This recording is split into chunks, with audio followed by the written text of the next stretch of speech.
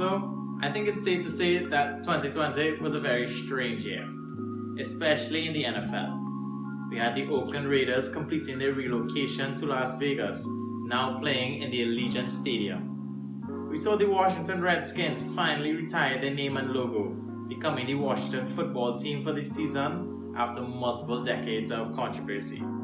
Finally, the biggest impact of all was that thing that prevented us from hanging out with friends and family. It affected the season tremendously. It cancelled all preseason games and the Pro Bowl, suspended all international games for the year. For the most part of the season, games were played with zero fan attendance.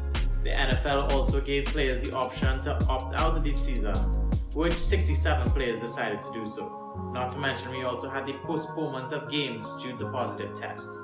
And on top of all of that, we have to deal with the new collective bargaining agreement which was announced in March. Quite notably, it made the 2020 NFL season the first one in history to have 14 teams qualify for the playoffs. Also, it made the 2020 season the last season to have a 16-game regular season, as it's moving to 17 games next season. But I'm not going to be talking about those lucky 14 teams that made the postseason. They got enough praise and attention as they rightly deserved. This series, I'm going to be talking about those unlucky 18 teams who had to watch football home in January. What exactly went wrong with their season? And did anything actually go right? Do they have anything to look forward to? I'll be looking at that and more, so why don't you join me as I review their 2020 season. In this episode, I'll be reviewing the 2020 season of the Jacksonville Jaguars.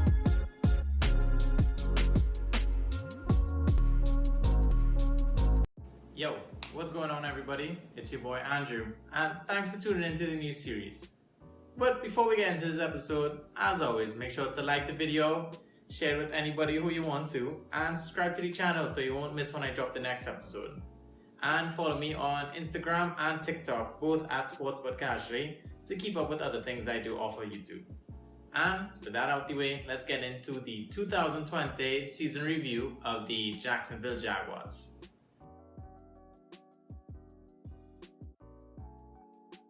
For majority of the 2010s, the Jacksonville Jaguars have been a god-awful and frankly very forgettable franchise. However, there was that one outlier season. That's right, all Jacksonville Jaguars fans know what I'm talking about. The 2017 Saxonville season, where they made a surprising run to the AFC Championship game, led by none other than the GOAT Blake Bortles.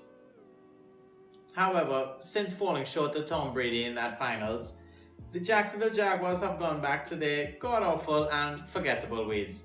In the 2 seasons since the AFC Championship game, they missed the playoffs altogether, going a combined 11-21 in those seasons. But they have something to look forward to this season, as last year rookie QB Gardner Minshew stepped up in a big way for the injured Nick Foles. His great play, along with his admittedly very attractive mustache, gave Jaguars fans hope that they found a QB of the future. Jaguars management traded a lot of their star players away for future assets, not to mention they cut ties with their former 4th overall pick, Leonard Fournette, after they failed to find a suitable trade partner. Heading into free agency, the Jacksonville Jaguars weren't really big spenders. The only signing to note is that they inked linebacker Joe Schobert to a 5-year, $54 million deal to anchor their defense. A signing that would prove to be very beneficial. In the 2020 draft, the Jags spent most of their picks on the defensive side of the ball, as they tear down the ruins of Saxonville and hope to build something a little more sustainable. They hope that their 9th overall pick, CJ Henderson, could be a lockdown corner one day. And they got surprising contributions this season from Laviska Shenault and QB Jake Luton, who had to step in and start at QB for a bit. But other than that, draft class wasn't too impactful this season.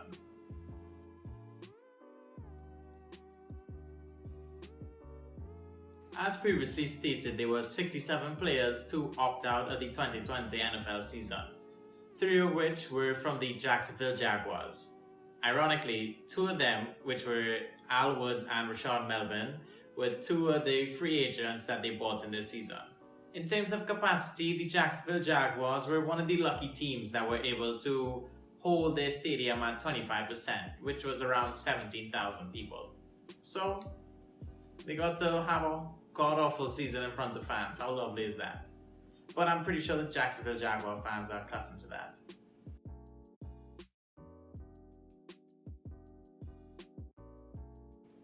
The Jags surprisingly kicked off the 2020 campaign with a victory. They beat their division rivals, the Colts, 27-20. After which, the Jags social media team, as you know, they would post something motivational, and they went on to post this video on their social media team. That just shows what we can do right there. That's just a glimpse. That we ain't even scratching the surface yet. Do not be satisfied with 1-0. Following that lovely video, the Jags went on to lose their next 15 games straight, 9 of which were by double digits. I guess you'll have to be satisfied with just one this season, huh? Let's get into some of this season's highlights, or should I just say lowlights. In week 11, after losing to the Steelers, they dropped to 1-9. This is the 3rd consecutive losing season they've had, and the 9th in 10 years. In week 12, after losing to the Browns, they were officially eliminated from playoff contention for the 3rd year in a row. After this loss and the 1-10 start, the Jacksonville Jaguars fired their GM David Caldwell.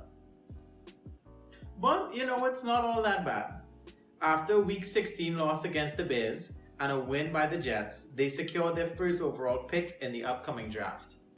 After a week 17 loss to the Colts, they became the 2nd team since the 16-game expansion to win their season opener and lose their remaining games. The other team were the 2001 Carolina Panthers.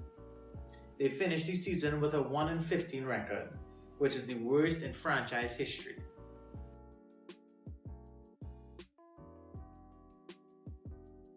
In terms of overall stats for the season, the Jags, as you would expect, near the bottom of everything. 29th in overall offense and 31st in overall defense. The only bright spots were decent enough in passing yards and passing touchdowns. The advanced stats on offense paint a decent picture for the Jags. Looked like they were able to convert decently, but the advanced stats for defense just prove how god-awful this Jags defense was. Enough negatives, let's get into some positives with my offensive and defensive MVP. And for my offensive MVP, I'm giving it to running back James Robinson. He was a huge get for them. After cutting their ties with Leonard Fournette, it looked like the running back position would be by committee. But he took the starting spot and really shined. He became the 4th undrafted running back in the NFL to rush for 1,000 yards in his rookie season. He was also 6th in rushing yards and 9th in total yards from scrimmage. Now let's talk about their defensive MVP. And it's going to be their big free agency signing, Joe Sherbert, linebacker. In his first season with the Jags, he was his usual consistent self and was one of the better linebackers in the league. He was 4th in the league in total tackles and also 11th in solo tackles.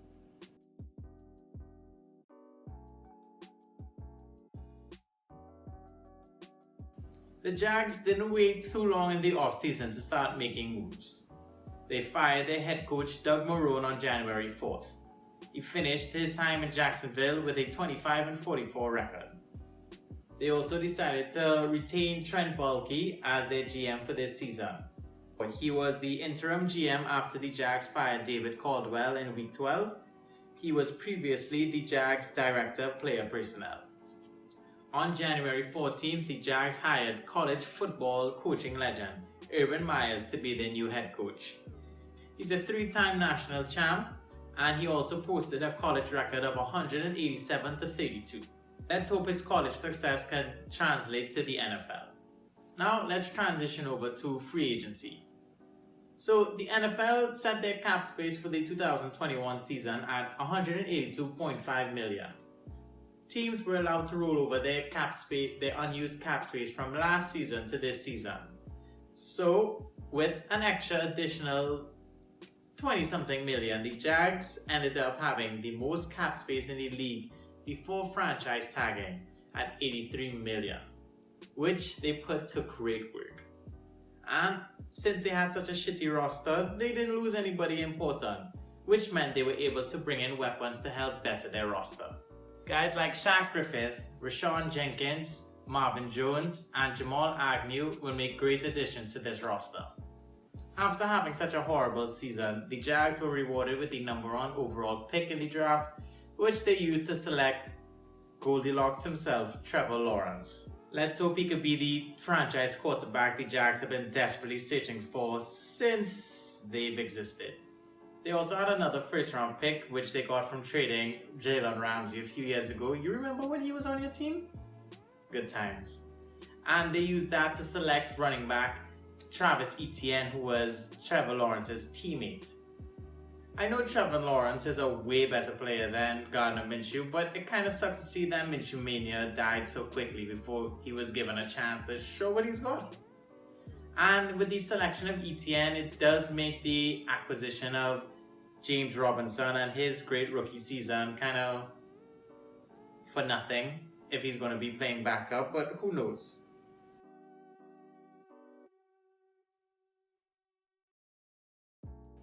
So let's just hope that these new rookies and free agents can help lead the Jags in a forward direction. I mean, to be fair, there's only one way to go, and that's up. But I mean, you could go down to, you could have a 0-17 season and a 1-16 season, since there's a 17-game regular season next year. But let's think positive. I think they could win about 4 or 5 games. I think Jags fans would be good with 4 or 5 games. That seems on average for them.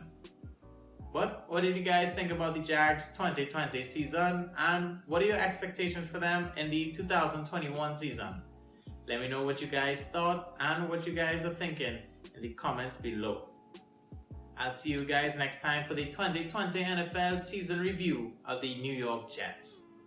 Later, everybody.